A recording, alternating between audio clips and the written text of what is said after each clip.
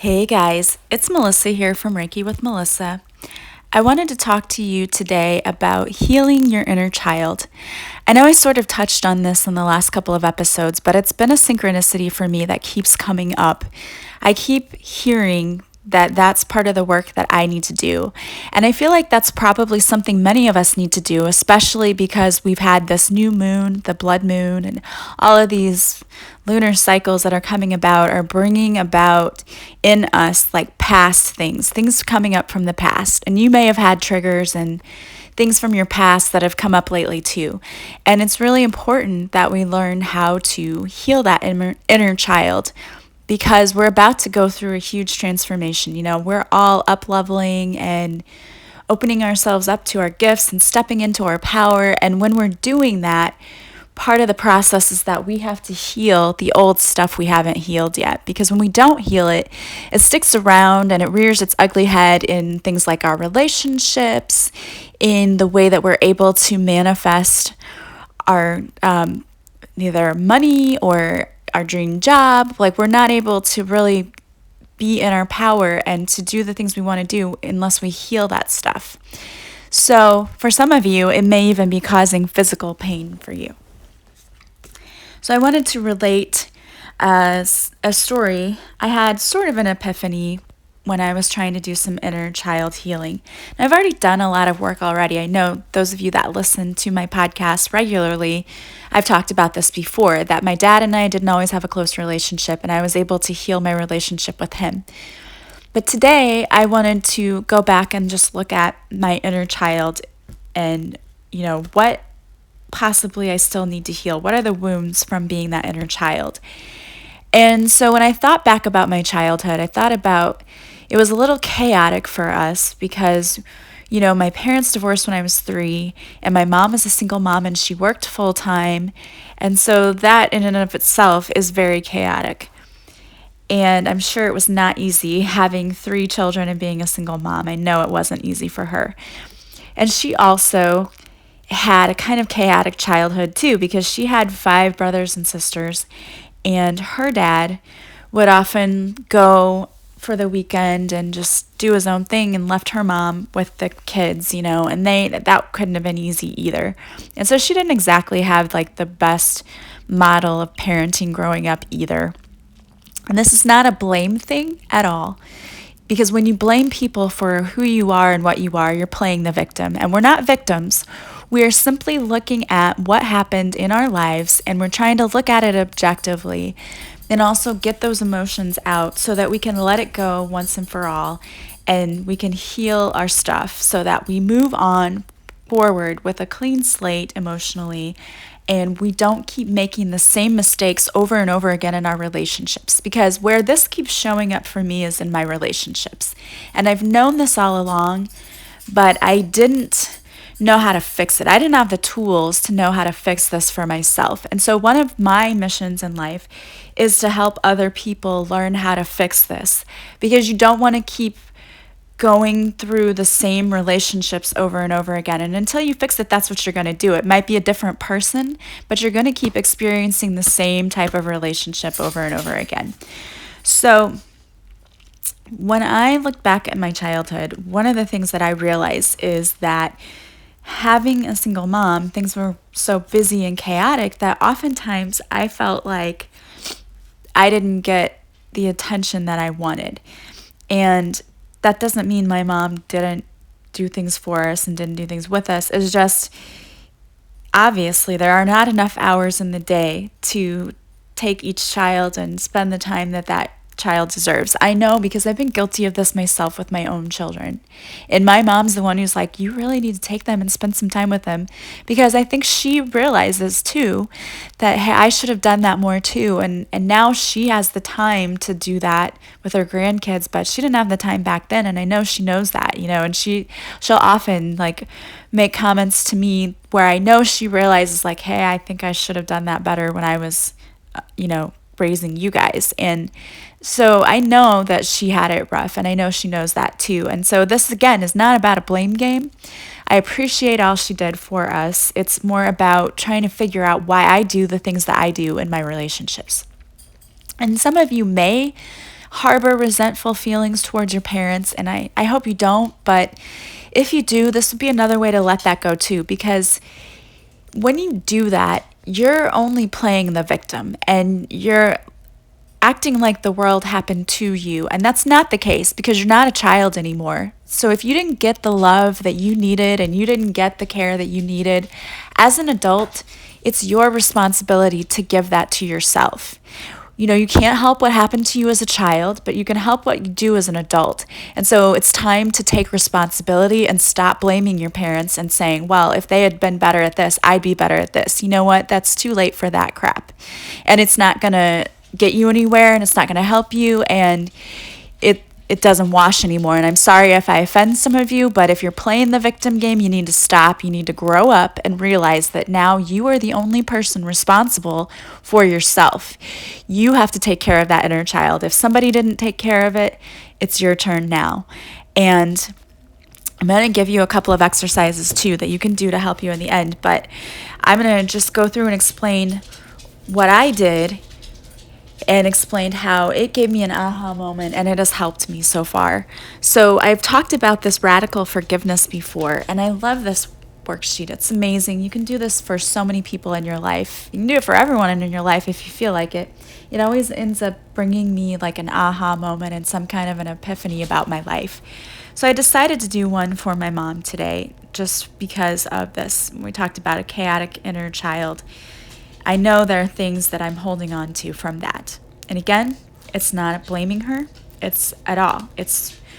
We made this agreement to come here and experience these things to help us learn and grow. I know that for a fact. And so she's just playing her role. It's like if you think of it as being a play, she came down here to play her part and she did it. And I played mine. And we're doing this to learn and grow.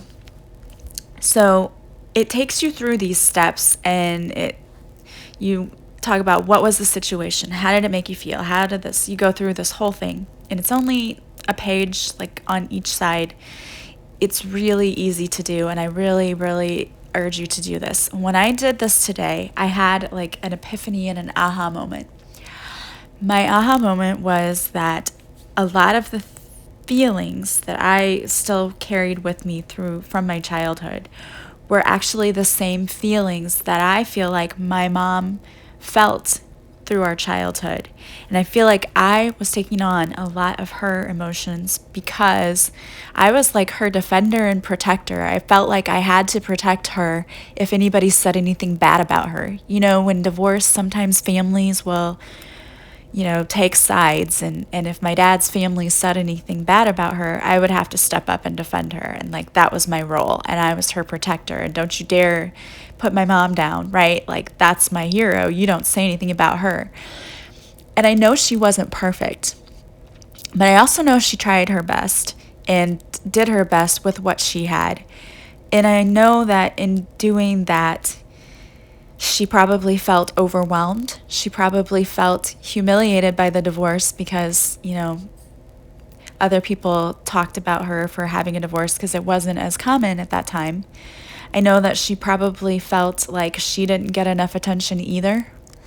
And I know that she probably felt unloved and unworthy because her husband left.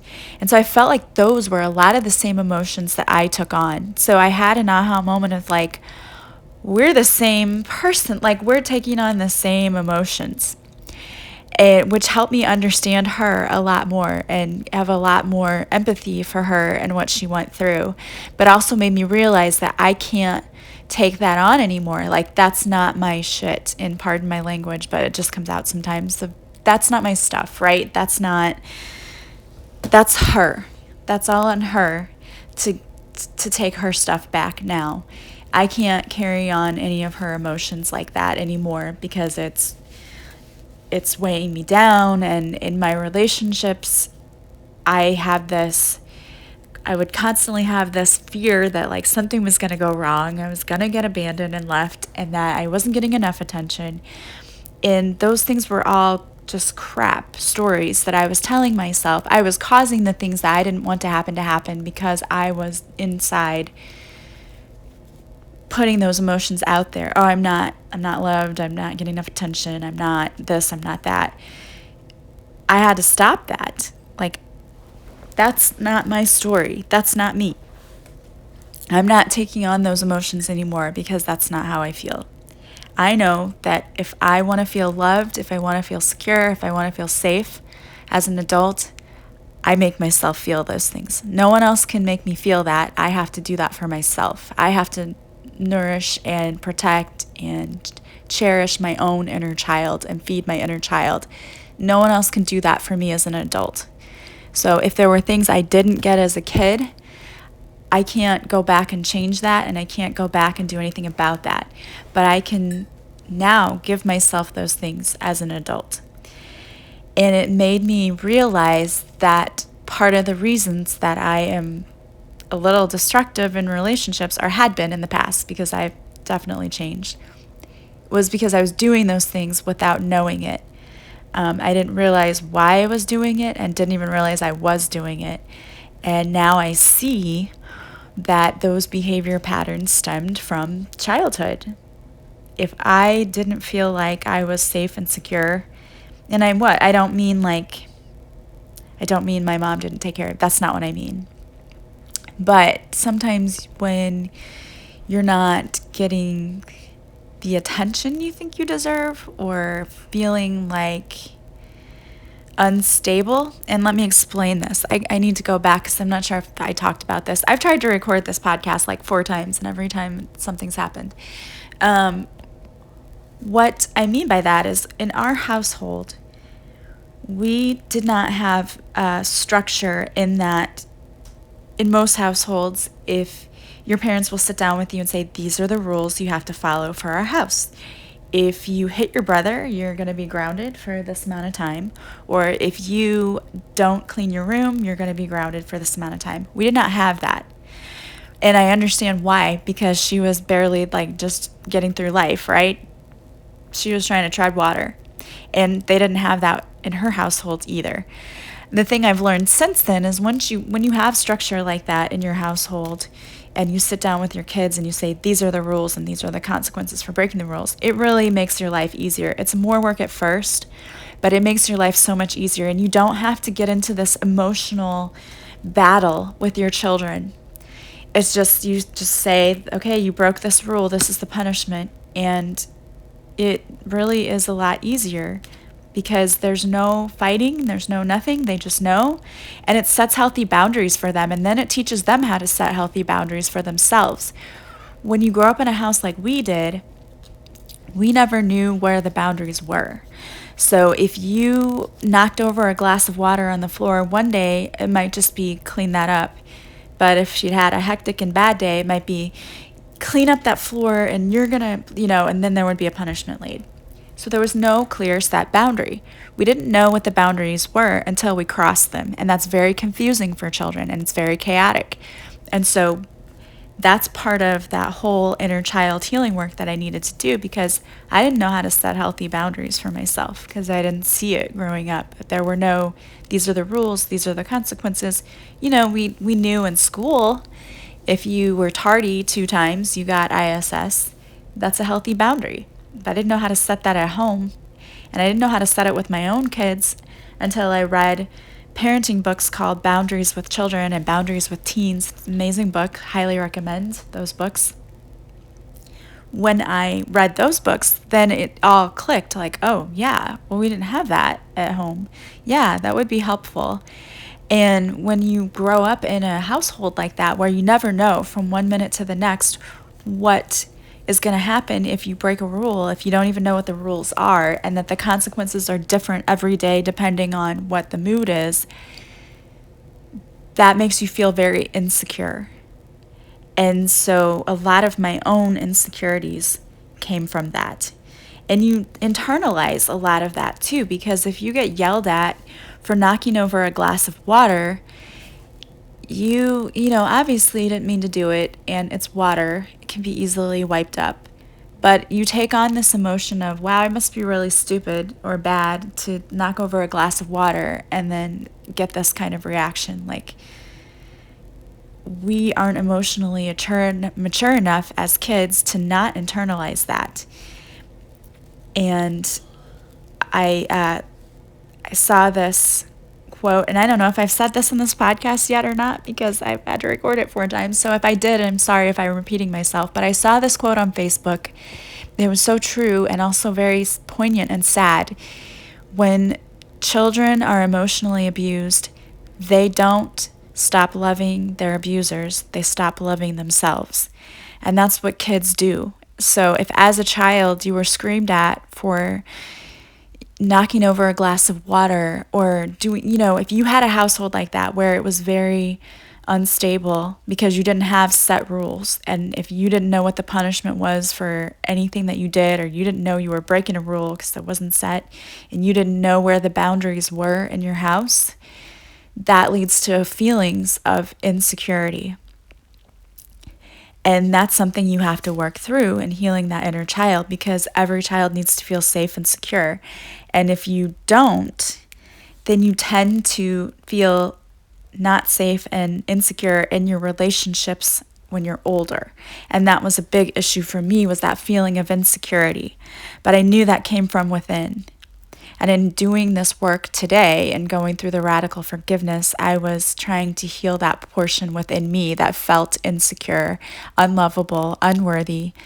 And it all stemmed from just the type of household we lived in. And again, it's nobody's fault. If you don't have that structure as a child, when you grow up to raise children, when you know better, you do better. But unless you know better, you don't know how to do better. So you just do what you were taught. You parent the way you were parented, and that's what she did. And I don't know if we even knew back then what, that, you have to have some boundaries here, healthy boundaries. I'm not sure that was talked about a lot. I mean, when you have a baby, no one gives you a booklet on how to raise them. They just hand them to you and tell them, you need to feed them this many times a day, and kind of give you a look of God help you and then send you on your way. So we don't come with instruction manuals. It's not easy for anyone. But in doing that deep diving healing work, you are recognizing the patterns that you are still doing in your relationships, and you're able to fix those. So I'm going to give you some tips now and tools for how to do that deep healing inner child work. One of the things you can do is this radical forgiveness. I highly recommend doing it. I am going to put the link for the website in the description of the podcast. But another thing that you can do when you're trying to do your inner child work is you can write your inner child a letter. What were the things you needed to hear as a child that would make you feel safe, secure, and protected? What are those things? Those are the things that you can include in your letter. So in writing your letter to yourself, to your inner child, you can start your letter, dear, and put your name there. And you can say, I apologize for not building you up and encouraging you. What happened to you as a child is not your fault. If people did things to you as a child, it was not your fault. Know that I love you, and I promise that I am going to take care of you, and I'm going to nourish you, nurture you, and protect you. Write anything you want in that letter. What does your inner child need to hear? And you can write it as if you were writing it like your parent. What did you need from your parent? Because now, as an adult, it's your job to nourish that inner child. Your parents are done with their role as your parents. Okay, I mean, yes, they're in your life, but they aren't raising you anymore. Now you're on your own. Don't blame them anymore. Stop playing the victim. Now it falls on you. What do you need to tell your inner child? What does your inner child need that it never got? And if it helps to get a picture of you when you were about 5, I always say 4 or 5 because I was super cute back then. I'm not really sure what happened, but I love that. No, my brother always says that to me. He's like, oh, you were so cute. What happened to you? It's so great. So get a picture of you from when you were little and write that letter to yourself. Write that letter to that inner child and love that inner child, because that is what we need in essence, is to love and be loved. When you do that, you're healing that inner child, and you'll begin to see your relationships change. And the way that you behave and the way that you show up in relationships is going to change for the better. And I wanted to pull a card for you before I let you go. I have a new deck, and it is just beautiful. I love it. It is called the Chakra Healing Deck by the Sage Goddess. And the card that I pulled, and you can't make this up, I just asked the universe to give me a card that went along with what I was talking about today. And what I got was Let It Go. Release negative attachments. Be centered in body, mind, and spirit. Remember that you belong within Mother Earth's embrace, that Gaia's life force is your own. It flows into you and through you, propelling and protecting you, enshrouding you in peace. Let Gaia hold what is no longer yours or in service to you. And this has to do with your root chakra. I'm going to read you the additional meaning. Since it is a new deck, I don't have all of these memorized. The additional meaning is unresolved grief, loss, childhood trauma, and fears about the future all reside in the root chakra. And over time, those emotions and energies cloud this energy center. When you let go of attachment to these emotions and ground your energy, you're able to make peace with the past and fall into present time. You connect more deeply with yourself, with others, and with your soul path. You feel more safe, confident, and secure in your body.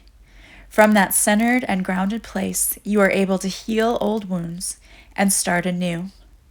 When you manage where and how you place your will and intention, you bring about personal power and strength. Remember that Gaia is supporting you on your path. Rest still in the wisdom that she will hold what is no longer yours to carry, or what is too heavy for you to carry any longer. Ask yourself, do you feel connected to the world around you? Are you able to let go of the past? When do you feel secure in your life? Are you open to receive the earth's support and healing that is available to you? What can you surrender today that no longer needs to accompany you on the journey of life? So that's beautiful. Letting everything go that doesn't serve you. And when you do that deep diving healing work for your inner child, we let go of so much emotion that we didn't even realize we're still carrying with us. I didn't realize all of the things that I still held on to until I let it go. It brings about a feeling of personal freedom, peace, and love. You can also pray to your angels. You can ask Archangel Uriel and Archangel Raphael and Archangel Michael to come in and help you. Archangel Uriel is there to help heal old past emotional wounds. Archangel Raphael is the healing angel. And Archangel Michael gives us strength and courage and protects us as we go throughout our day. Just pray to them every day to help you with your healing, to help you let go of that isn't serving you. I hope you guys are experiencing amazing blessings and abundance in your life. And know that if you are holding on to things, that burden is too great. You need to let it go. Give it to God. That peace that you feel when you do is amazing.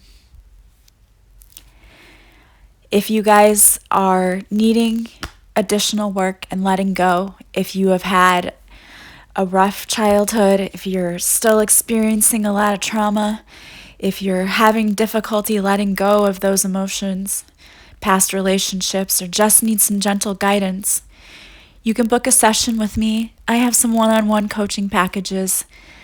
I find that most of the time when my clients come to me for Reiki, we spend a good deal of our session just talking and me giving them guidance about what direction they need to go in their life or how they can heal old stuff. It's super helpful to be able to get that stuff out. We don't always want to face it, but unless we do, it's going to follow us wherever we go, even from this lifetime to our next. But if you can heal it now, you don't have to take it with you anymore. It's like leaving a heavy bag behind. When you go to the airport and you have to carry that big piece of luggage with you, I always feel so much better after I've given it to the ticket counter person because I don't have to carry it with me anymore. I know that's being taken care of. And in the same way, when you do that deep diving emotional healing work, it's like you're giving God that huge emotional baggage and you're saying, take it, God. I don't want it anymore. I want to feel lighter and freer and more at peace. And He so wants to take that from you. And I can help. If you want to do Reiki, we can do some chakra healing. We can do some cord cutting where we can cut you loose from any of those energetic ties to you that are keeping you stuck. If you need a reading from me, you can get on my website and book a reading with me. We can look at specific issues in your life, or we can just give you a general reading. Don't forget that on Mondays and Wednesdays at 7 p.m. Central, I'm going live on Facebook. I will be doing a card reading on Monday, a general 3-card spread just for the collective, but I will also be selecting 2 lucky viewers who are viewing it live for a card reading. And if you watch it on the replay, just let me know. Type in that you're watching it on the replay.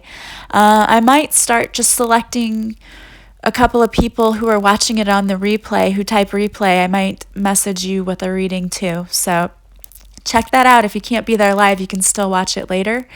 And on Wednesdays, I'll be doing a guided meditation, but I'll still also be drawing people to pick a card reading for. So I hope you guys will have a wonderful day. You're not alone in this. This painful work that we do is necessary because we're shedding the old and stepping into the new, and there's so much more beautiful and wonderful things that lie ahead when we just take that step to let it go and move forward. Be amazed at the beautiful things that come to you. I love you guys so much, and I'm so thankful that you're listening. Please share this with friends if you know of anyone who might be able to use this, who might need the healing. And please leave me comments and feedback and follow me if you're enjoying this podcast. I'm sending you guys massive love and light. Have a beautiful day. Bye-bye.